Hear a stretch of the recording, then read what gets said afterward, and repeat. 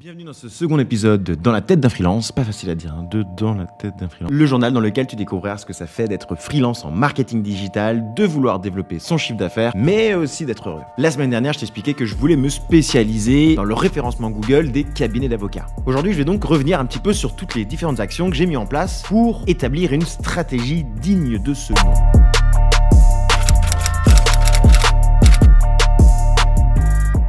Et justement, la première pierre d'une bonne stratégie, c'est de réaliser des interviews clients. Alors, qu'est-ce que c'est qu'une interview client? Une interview client, c'est plus ou moins la même chose qu'une étude de marché, sauf qu'il y a zéro bullshit. Ce qu'on va faire, c'est qu'on va aller contacter des personnes qui sont dans notre cible et on va leur poser des questions super précises pour venir dénicher un maximum d'informations sur leur douleur, leur quotidien, à quoi ressemblerait leur journée s'ils n'avaient pas la problématique qu'on adresse, mais également est-ce qu'ils ont déjà essayé d'autres solutions et ainsi de suite. Et en fait, toutes ces informations, elles vont nous servir pour établir notre offre et réfléchir à une stratégie pour venir les toucher. Cette phase de découverte, elle est super importante à mon sens car elle permet de coller au plus proche de la réalité du terrain. Si j'ai bien compris un truc ces dernières années, c'est que pour faire de l'argent, il ne suffit pas d'avoir un beau projet. Non, il faut absolument résoudre une réelle douleur. Pour trouver cette douleur, eh bien, il faut savoir chercher. Il faut savoir chercher et il faut savoir aussi la formuler de la bonne manière puisque selon les personnes, une douleur peut avoir plusieurs perceptions et donc plusieurs manières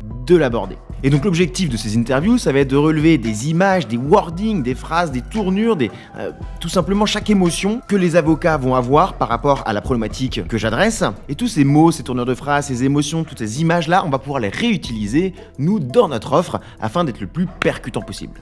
Je pense qu'en réalité, 80% d'une vente se fait par l'écoute des problèmes de notre cible et 20% seulement par la vente. Et donc en fait, tout simplement, si tu établis une offre en disant « je connais et je sais exactement ce que tu ressens, je sais exactement le quotidien auquel tu es confronté », en fait, on a déjà fait 80% de la vente. Donc bref, tout ça pour dire, l'interview client, c'est la première fois que j'en fais une, ça m'a énormément servi. Je sais qu'au début, j'avais un petit peu peur, je me suis dit « est-ce que je vais pas un peu déranger les avocats, etc. » Donc j'ai tout simplement envoyé un email, je leur ai dit bonjour, je suis en train de construire une offre qui est totalement dédiée aux avocats, j'adorerais avoir votre avis, ça durera uniquement que 30 minutes, en réalité ça a duré plutôt 1 heure, mais voilà, ils étaient super contents, ils étaient ravis de pouvoir participer à ça, et en fait les gens tout simplement ils aiment bien être écoutés, donc ça n'a pas du tout été un problème, au contraire ils étaient contents.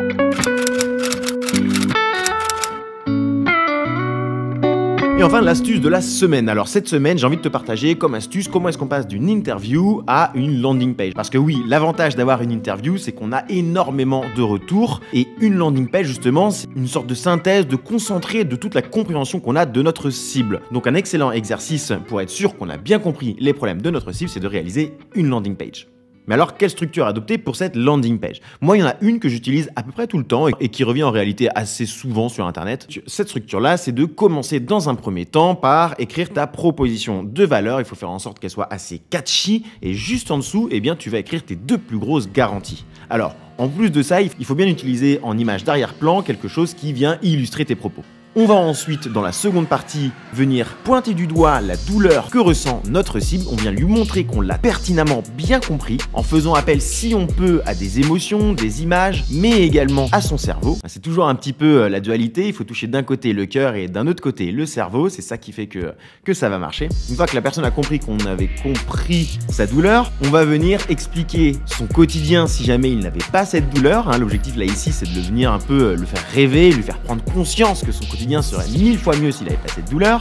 Et enfin, là, le prospect, il est bien chaud. On va enfin pouvoir présenter notre offre. Et donc, vous voyez que notre offre, elle arrive vraiment uniquement en 3e position. Elle n'arrive pas avant. Et enfin, à partir de cette offre-là, c'est un peu comme vous voulez.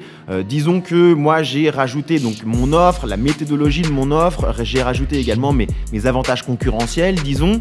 J'ai rajouté aussi un avant-après. C'est quelque chose qui fonctionne plutôt bien, généralement. J'ai rajouté des chiffres. En fait, j'ai rajouté tous les éléments qui peuvent venir un peu appuyer le fait que mon offre est la meilleure et qu'ils ont tout intérêt à venir me voir moi et pas quelqu'un d'autre. Donc voilà, je suis pas non plus super encore très satisfait de cette landing page là, mais je sais qu'elle pourra évoluer avec le temps. Je trouve que c'est déjà très bien dans un premier temps. Et enfin, on arrive aux chiffres de la semaine. Alors, chiffres de la semaine qui n'ont pas non plus énormément évolué, je vous en 7 jours. Mon MRR, il est toujours à 5 397 €. Je suis toujours à 3 avocats, même si j'ai eu un nouveau lead cette semaine. On verra si ça convertit ou pas. Je vais rajouter quand même cette semaine le nombre de followers que j'ai sur YouTube, puisque ce format-là a l'air de bien vous plaire et qu'en l'espace de 7 jours, j'ai pris à peu près 11 abonnés, donc bienvenue aux 11 nouvelles personnes qui nous suivent dans cette aventure. Et donc on arrive cette semaine à un total de 469 abonnés au moment où je tourne cette vidéo sur YouTube. Allez, ce sera tout pour cette semaine, à la semaine prochaine.